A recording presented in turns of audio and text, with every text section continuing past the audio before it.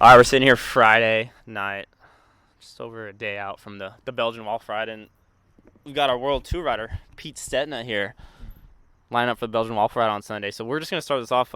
Pete, what are you doing here? It's just going back to the roots and enjoying bike racing again. I've done World Tour for 10 years now, and there's the opportunity to do something fresh and new in an event that's selling out. It's special and something that's after my own heart. It's ripping and shredding dirt and gravel and road, but you're drinking beers afterwards. You're commiserating, you're celebrating, and it's problem. I mean, not the problem, but craft beer is probably second biggest passion in my life after road racing, which is not the best That's not, combination. that's not bad, though. It's not bad. You gotta have I'm your, happy. gotta have your So vices. yeah, I know. I heard about the whole Lost Abbey and pizza port thing, and I got to come up. I got to come down and represent the North Coast beers. So, we were talking earlier, and, obviously, like, these events are getting bigger in the U.S., racing's kind of hurting over here, but at the same time, these events are popping up and becoming, very popular, and, it's good from a sponsor standpoint as well, but, like, it's not like Trek's like, hey, Pete, go do this event. Like, you actually, you wanted to come here and do this. Like, how did that kind of all come about? I gave Trek a short list of events that really made sense to do, and then they looked at them and they selected a few of these alternative adventure races, and Belgian Waffle was one of the top three of the year for them. So they see the value in it, and I think all you're seeing this whole shift in North American cycling, like you said. It's we're historically not a spectator sport. It's a participant sport. In Europe, they're happy to stand on the side of the mountain and clap, but in the U.S., people don't want to watch, and they want to ride, they want to feel it, and so now it's about getting off road, away from traffic, and doing this adventure that is just supported enough that you wouldn't be able to do it on your own. And I think that's why you're seeing such an explosion. So, like, when you go back to Trek, because, I mean, obviously, you ride for a World Tour team, like, it's, that's the top of the top for racing, and you're like, hey, I want to do this, like, ride in the U.S. There's, like, dirt, gravel. I mean, it's kind of like a marathon style event where, like, you're lining up with the average Joe, Yeah. So I know some of those directors are probably like, don't get hurt, or, like, I mean, what's their response when you're like, hey, like, I want to do this? The traditional European men's set doesn't get it yet. I think it's slower to come, but Trek being an American sponsor, they're pretty progressive, and it took a little bit of convincing, but they see the value in it. I mean, you got guys showing up to these events, and there's only a couple pure pro sponsored riders, so everyone else here, they're buying these $10,000 bikes. So, like, it's silly not to, like, have some sort of publicity there. Like, this is the consumer. Like, Trek wants to push their gravel bike, Bontrager wants to push their off-road tire, or their Burley tire. Like, this is where people are going to see that in action. Like, it's that's the new hitch for sponsors. So, I mean, I feel like we're kind of at, like, almost this tipping point, like, in the U.S. Like, I mean, you're a U.S. rider, you've grown up in the sport, you've seen the decline almost of, like, the racing in the U.S., but also the surge now of these events. But then obviously, you race in Europe 90% of the time. That's, great over there. Do you think in the U.S., like, this is going to be the future for events over here for racing, or I mean, like, what do you see on that? I mean, with your, wealth of experience.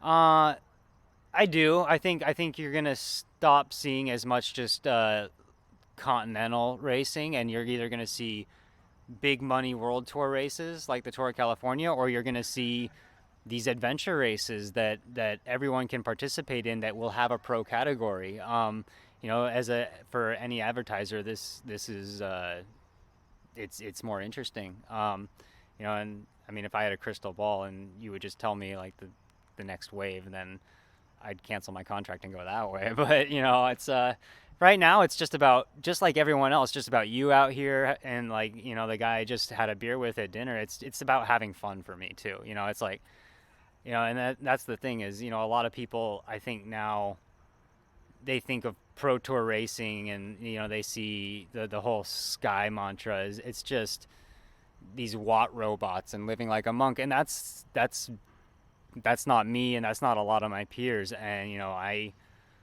want to do these hard rides, and I'm dead serious about training, but I also want to kick back and have a beer after some fun adventures. And I think like with this, I mean, you just said it yourself. Like you had a beer with someone at the dinner, and I mean like you came from the classics just now. I came over here like you go to the race, you do the press. The teams show up, they say hi and everything. You go have your dinner at the hotel with the team, then you go back to your hotel room. It's very closed off. And here we're the Friday before the Sunday race, and like we're hanging out with the random people. You're having beers and chatting with people. It's like the kind of like the wall's been broken down to where people can just come talk and mingle with you. And I mean, I think that's where a lot of people get excited. But like, I mean, what's your view on that? Because like, I mean, it's totally different. Like you're just mingling with people. We're hanging out, having beers, but you're also gonna like race on Sunday. Yeah, it's fresh, and it's just in the world tour now, like everything is so numerical and so stringent, and you're talking 0.5% between 100th and podium, and so everything does count. Like spending an extra 30 minutes at dinner, it is affecting that, and having a beer, it is actually affecting that in that extreme environment. But the rest of the time, this is at the end of the day, sport is advertising and promotion, and you gotta, as an athlete and as a representative for a company and just for yourself, it is a brand, and you have to and want to be personable and hang out with people. I mean, the end of my career, I don't think it's coming soon, but I can tell you the end of my career is going to be, I can't deal with the monastic, unfun lifestyle anymore. I could train the house down. I will race Belgian Waffle Rides every weekend, but I want to enjoy myself too, and have a fun life. It's that monk lifestyle that really gets tedious after a decade. So, I'm still happy to do it, and I love races like the Tour California and the Tour de France, but, it's races like this that kind of reset that, and it's almost like a fresh motivation and a new adventure that it sets you up to be happier when it gets crazy in the World Tour again. So, switching gears a little bit, like I'm just gonna say like you probably haven't ridden much out here. Like you don't know the terrain. No, I did today though. I did pretty much the entire Wafer course for a training ride. Okay, so you rode the dirt. Yeah. Okay, so can you ride dirt? Like I mean, like yeah. I know some roadies like they don't know how to ride dirt. Like, can you ride dirt? I grew up in Colorado, and we have a lot of dirt roads in the mountains, and I started on the mountain bike, so okay. I know how to ride some dirt. It's been, I mean, I do it for fun here and there. I definitely haven't raced in a few years. But I've done Strade Bianche too and stuff, and you even see in Europe now races are having dirt sectors. I just did the Tour of the Basque Country, which is one of the hardest climbing races in the world, and we had a day with dirt sectors. It was bananas. So how, like, coming in here now, like what's your mindset as far as almost like, I mean, I know I'm just gonna go out on a limb and say like I'm sure Trek doesn't want you just to hang out and ride in the back of the pack. They're gonna want to see like you on top of the podium, regardless wherever you're at. But like, I mean, are you trying to treat this as like a serious, like, I'm gonna go get a massage, I'm gonna make sure I'm up so and so and having my pre-race meal, or like, where you at mindset when we come Sunday morning? It's a race. Once the flag drops, I'm competitive. I mean, if you tell me to race someone in peeling an orange, I'm gonna race them. So. All right. So before it wraps up, obviously BWR, it's very like, there's road, there's dirt, there's gravel. I mean, there's a little bit of everything. So obviously, like the bike choice is crucial.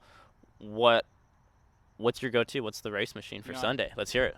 I actually had a long talk with the head of the Trek team support, and we were going over options, and he looked at it. He studied the previous edition. Like, Trek took it seriously, which I was honored with. And at the end of the day, it's a lot like Strade Bianche or Roubaix. Like, it's still a road race. You got 210K, 220K with like 70K of gravel. So it's mostly road, and that's... We're in the U.S. We gotta get that K out of here. They don't even know how far a mile is.